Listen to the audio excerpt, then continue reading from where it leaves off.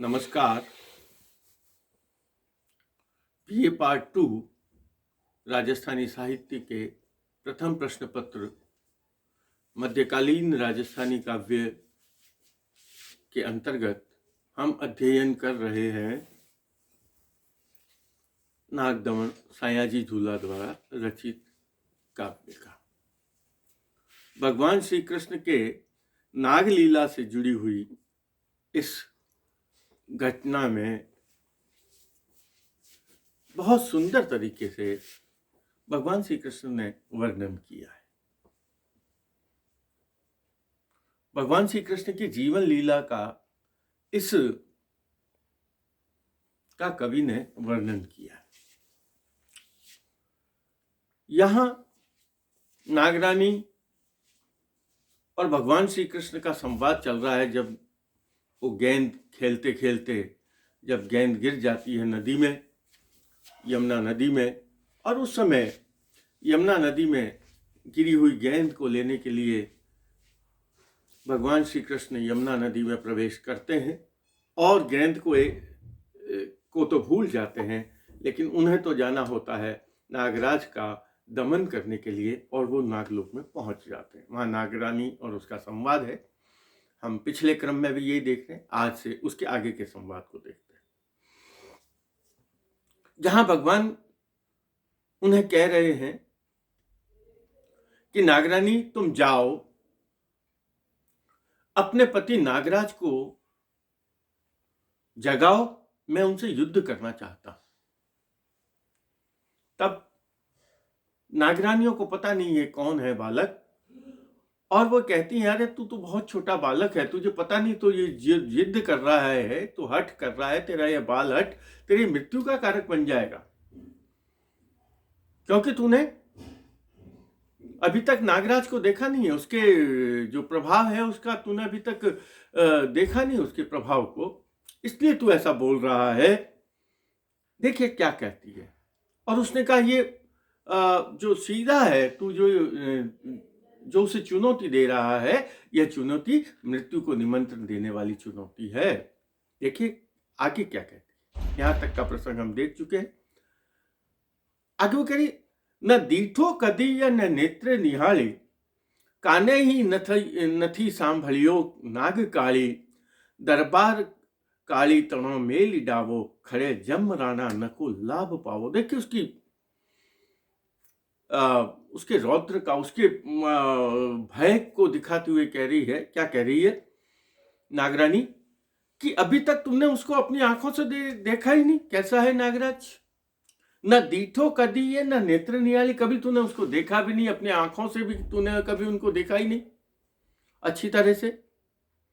काने ही नथी सांभली और नागवाली, और काने ही नथी सांभली और नाग काली, काली नाग कैसा है, उसका प्रभाव क्या है, वो कितना भयंकर है, उसका विष का कितना प्रभाव है, यह तूने अपने कानों से भी नहीं सुना। यानी न तो तुमने इस भगवान श्री कृष्ण को नागरानी कह रही है कि तुमने नागराज के प्रभाव को न तो अपनी आंखों से देखा है, न ही तुमने उसे सुना है, कानों से सुना भी नहीं है। और वह उसका कितना प्रभाव व्यापक है, वह कितना भयानक है, उसके लिए कह रही है दरबार काली तणों मेली डावो, खड़े जमराना नको लाभ पावो। इससे ज्यादा तो कोई बात नहीं कर सकती कि जो मृत्यु का देवता है जमराना। हम इसके चौथे चरण को देखने के बाद तीसरे चरण पर आएंगे कि खड़े जमराना नको लाभ पावे, नको लाभ खावो, दरबार काली तणों मेली डावो। कि जिस नागराज के दरबार में, दरबार काली तणों, कालिये नाग के दरबार में, दरबार काली तणों मेली डावो, उसको एक तरफ करके, उसको बाएं तरफ करके एक तरफ हटा के चलते हैं, या अर्थात दरबार काली तणों मेली डावो, खड़े जमराना। यमराज भी जिसके दरबार को टालकर चल जाते हैं, टालकर चलते हैं, टाल जाते हैं, अर्थात उसके दरबार में खड़े होने की यमराज की भी हिम्मत नहीं है, उसका भी साहस नहीं है। दरबार काली तनो मेली डाबो, खड़े जम राणा, डाबो की तरफ अपन कहते एक तरफ कर देना, टाल के निकल जाना। दरबार काली तनो मेली डाबो, खड़े जम राणा। यमराज, यमराना, वो यमराज भी जिसको एक तरफ करके चलते हैं, न को लाभ का वो। ऐसी स्थिति में हे बालक, तू उससे युद्ध करके तुझे क्या मिलने वाला, तुझे कोई लाभ होने वाला नहीं। न को लाभ खावो, तुझे क्या मिल जाएगा, न को लाभ खावो। दरबार काली तणो मेली डावो, खड़े जम राणा, न को लाभ खावो। तुम्हें इस कालिय नाग से संघर्ष करने पर, तुम्हें कालिय नाग से युद्ध करने पर तुम्हें कुछ भी हासिल होने वाला नहीं है।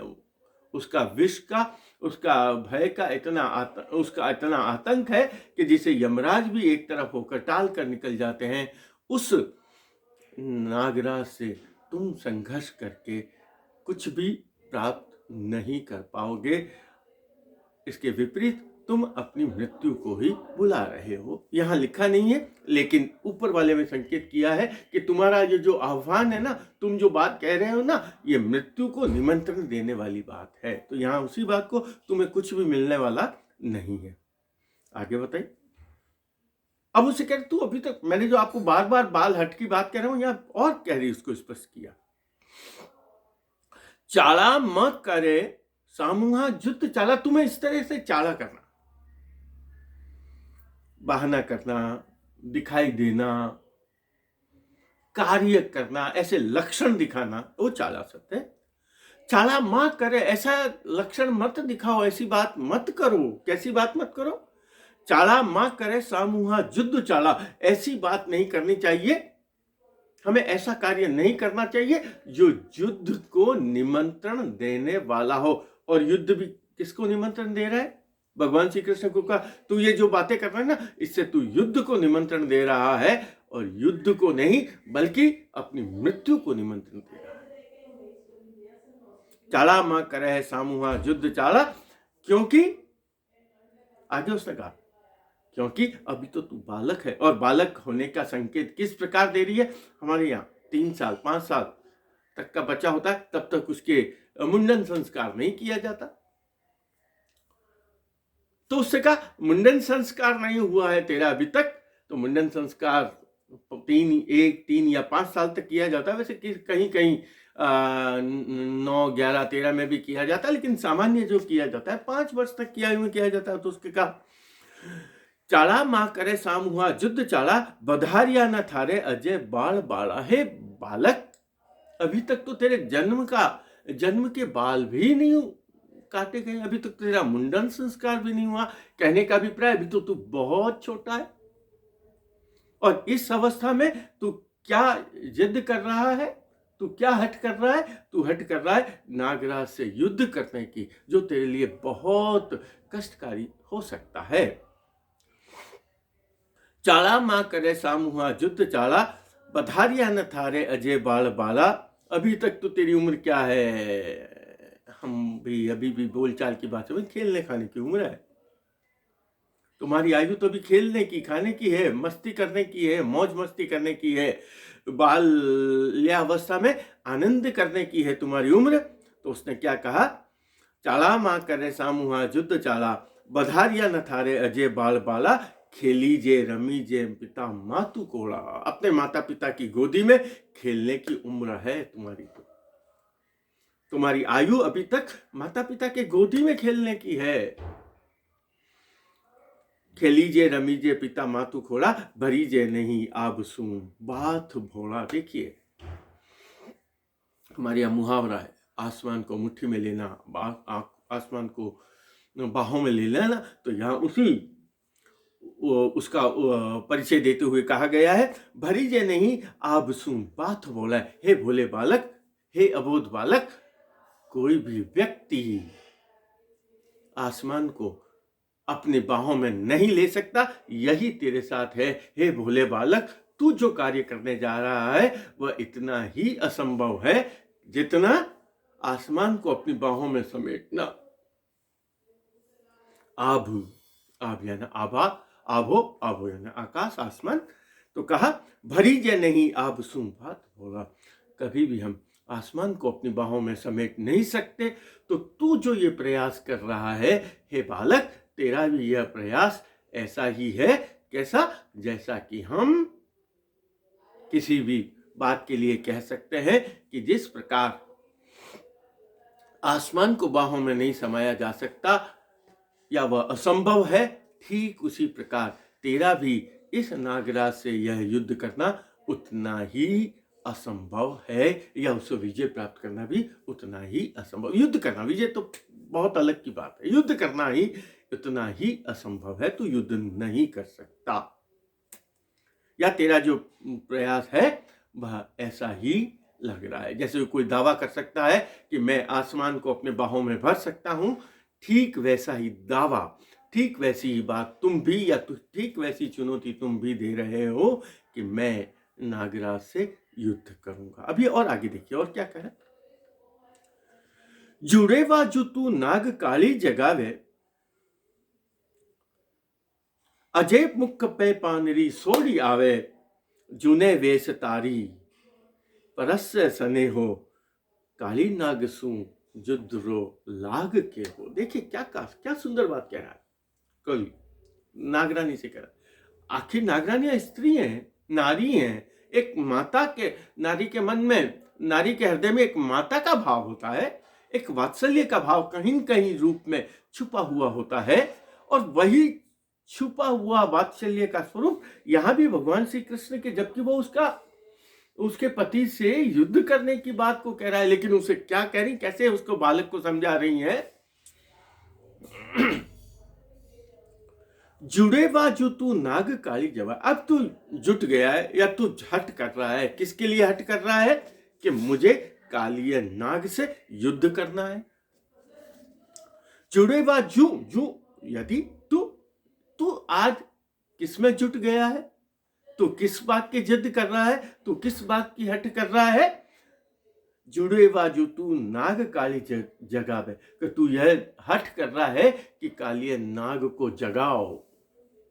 जुड़े बाजू तू नाग काली जगावे, लेकिन अजय मुख पे पानरी सोड़ी आवे। अभी तक तो तेरे मुंह से दुग्ध पान की खुशबू, सोड़ी यानी खुशबू, अजय मुख पे, अबे मुख से तो पय पान,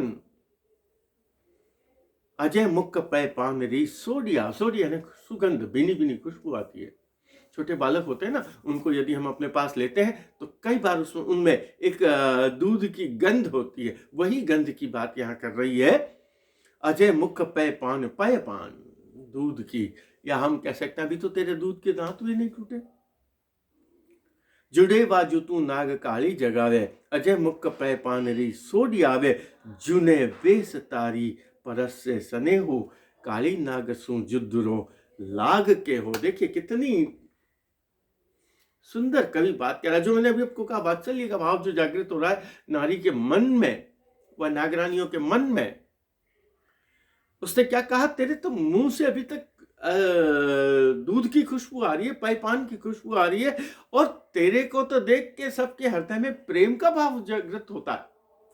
जुने वेश, वेश यानी यहाँ वेश का मतलब वेशभूषा से नहीं है, वयस है। वयस, वयस यानी आयु, उम्र, स्थिति, वय, जिससे वय शब्द, बाल वय, किशोर वय, वय।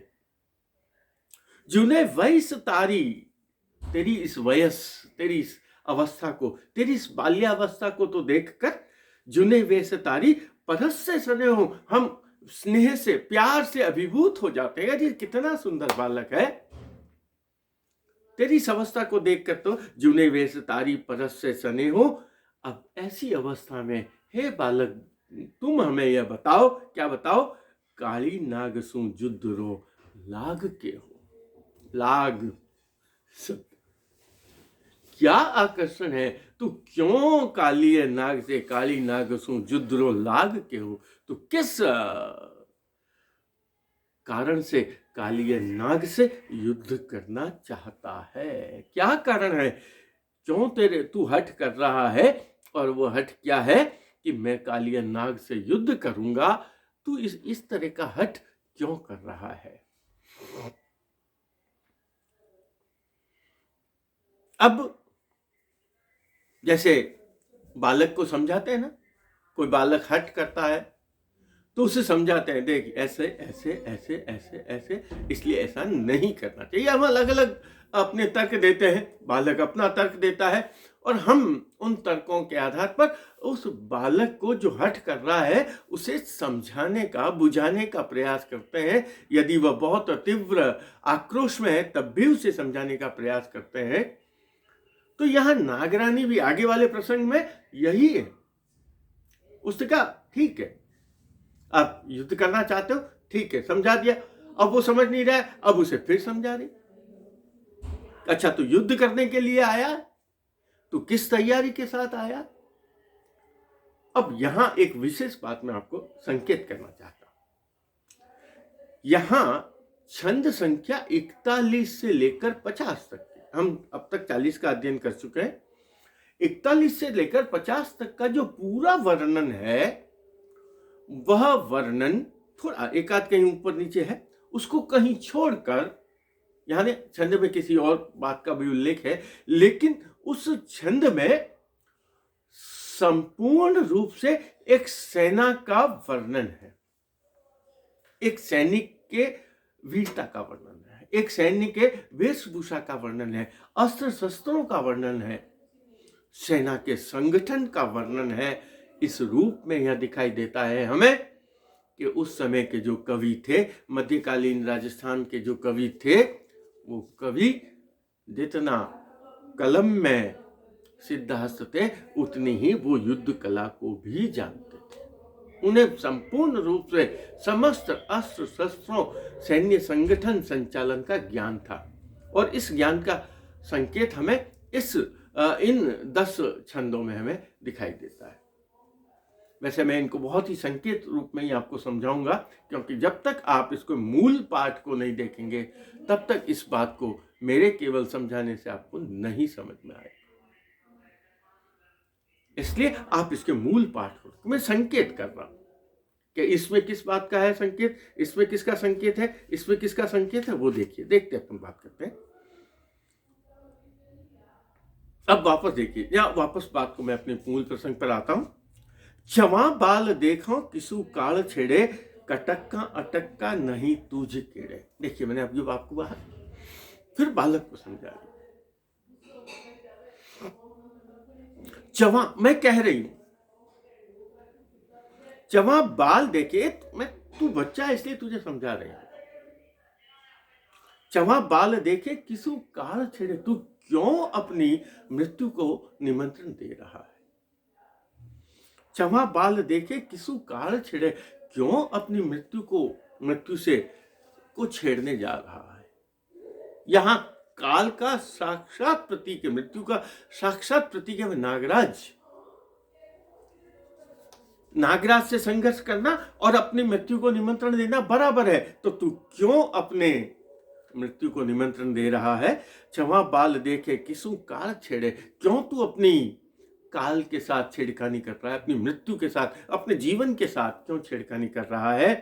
क्योंकि जो मैंने आपको कहा, अब क्या सेना संगठन की बात आई, अटक्का कटक्का नहीं तुझ केड़े, वीर सैनिकों का समूह अटक कटक, अटक कटक ठेके का नाम नहीं है, वो जो दुर्धर्ष सैनिक माने जाते हैं, वो तेरे पास तुझ केड़े, केड़े का मतलब होता है साथ में, तेरे पीछे। जहां लारे शब्द भी आता है, साथे भी आता है, और केड़े शब्द भी आता है। जैसा सेनापति चलता है, सेना उसके साथ में और पीछे चलती, ठीक उसी थी। कटक्का अटक्का नहीं तुझ खेड़े, दुरंगा दुबाहा दुहल्ला दुझल्ला, भरारा नहीं अवल्ला झूल भल्ला, अवल्ल झूले समूह अवल्ल। वो सैनिक जो युद्ध में टूट पड़ते हैं, वैसे टूट पड़ने वाले सैनिकों का समूह भी तो तेरे पास नहीं है, और तू कह रहा मैं युद्ध करूंगा। इसी के क्रम में मैंने आपको कहा, जैसे 41 में सैनिकों का वर्णन है, और उसने कहा नको हैदले पैदले मेघ नद्दा जुड़िया नको उमरा नाम जद्दा। नाम जादे का मतलब है जो बहुत प्रसिद्ध है, वैसे तेरे पास उमराव भी तो नहीं है, न तेरे पास हैदल है। हैदल कहते हैं घोड़े के दल को, घुड़सवार की सेना। पैदल सेना नहीं है, घुड़सवारों की सेना नहीं है। मेघनद्दा, ऐसे जो बादलों की तरह छा जाए, वैसे तेरे पास सैनिक नहीं है, घोड़ों का समूह नहीं है, और नहीं गुगरे पाखरे, घोड़ारा भड़ारा नहीं गागरटा, ऐसे घुड़ सैनिक जो बहुत तीव्रता से घोड़ों पर बैठकर युद्ध कर सके, वैसे सैनिक भी नहीं है। और वैसे सैनिकों पे घोड़ों का भी वर्णन है, घोड़ों का भी पहनाया जाता है, जिसमें उनको भी कवच पहनाया जाता है, सैनिकों को भी कवच पहनाए जाते हैं, उनको कवचों का भी वर्णन है। माहे बाह बाजू ना हजारा ना मेखी, नहीं अंगी अंगे नहीं जीव रक्षिका। जीव रक्षी में अंगरखी लोहे का पहनते थे, वो भी नहीं पहने हुए हैं। आगे उसने कहा 44 वाले में टोप सैनिक वेशभूषा का वर्णन है। 45 में कटार कसी धनुष बाण कबान, पत्थर से मारने वाले, वो पत्थर मारे जा सके ऐसे आयुध भी तो तेरे पास नहीं है। 46 में उसने कहा न सेना है, न रणवाद्य है, न सैन्य समूह है, और ऐसा सैन्य समूह जिनके संचरण से, जिनकी गति से इतनी धूल मिट्टी उड़े कि आसमान पूरा ढक जाए, ऐसा लगे जैसे बादल आ रहे हों, ऐसा समूह भी तो तेरे पास नहीं है। फिर आगे 47 और 48 में उन सभी का वर्णन करता है जो, क्योंकि यह मध्यकाल है, और मध्यकाल में गोला बारूद तोप बंदूक नाले ये सभी का प्रयोग होने लग गया था। तो यहाँ कवि उन सब का वर्णन करता है, न तेरे पास तोप है, न गोला है, न बारूद है, न हवा में मार करने वाले यंत्र है, ऐसी अवस्था में तू किससे युद्ध करेगा। और आगे उसने क्या कहा 49 में, ढलक करती ढाल नेजा न ध्वजा। ध्वजाएं सेना संचरण करती है ना, तो आगे नगारा निशान ध्वजाओं से लिए हुए सैनिक है, वो भी तो तेरे पास नहीं दिखा देगा। नेजा यानी वही ध्वजा जो दिखाई देती है, बड़ी बड़ी। ढलक करती ढाल न ढाल है तेरे पास, नेजा न धेजा। तेरे हाथ में तो क्या दिखाई दे रहा है, हमारे पास हमें क्या दिखाई दे रहा है, दिसे मोरली हेक थारे दुभुजा। तेरी दोनों भुजाओं में तो मुझे क्या दिखाई दे रहा है, दिसे मोरली, तेरे हाथों में तो हमें केवल एक मुरली दिखाई दे रही है। दिसे मोरली हेक थारे दुभुजा, आया उद्र के सुरमा एणी आरे, थटे लोहवी लोर रेच्छा ने थारे। और जिस प्रकार बहुत आक्रोश में भरकर जैसे सैनिक आते हैं और बहुत ही सुंदर लोह के आभूषण और लोह के वस्त्राभूषण पहने होते हैं जिससे उनकी रक्षा होती है, ऐसे वस्त्र भी तो तूने नहीं पहन चुके हैं, पहने हुए हैं। नहीं सेना दी एको सजाई, तूने ना तो किसी प्रकार की सेना को सजा रखा है। लड़े सो किसे मूल पूछा लड़ाई, इसीलिए वह कहती है हम इसी आधार पर तुझे पूछ रहे हैं कि तू किस आधार पर, नहीं सेना दी एको सजाए, न ही तेरे पास सैन्य संगठन है, न सेनाओं का समूह है, फिर तू मुझे किस आधार पर युद्ध करना चाहता है। मूल, किसके मूल में, जड़ मूल में, आधार में, किसके आधार पर तू युद्ध करेगा, किसके सहारे, किसके सहयोग से तू युद्ध करेगा। नहीं सेना दी एक को सजाई, न तूने सेना का संगठन किया, न सेनाओं को सजाया है। लड़े सो किसे मूल पूछा लड़ाई, तो फिर युद्ध लड़ाई तू कैसे लड़ेगा। भड़े नाग पत्नी, देखिए उससे कहते हैं हमारे पास तो बहुत विशाल सेना है, नागराज भी इतना भयंकर है और उसके बाद उसकी सेना भी बहुत बड़ी है। भले नागपत्नी कह रही है, जितना मुझ वीरे, जितने हमारे पक्ष में जितने सैनिक, जितना दल, जितनी शक्ति है, भले नागपत्नी जिता मुझ वीरे, तिता माही एको नहीं तुझ तीरे, उनमें से एक भी तो तेरे पास नहीं है।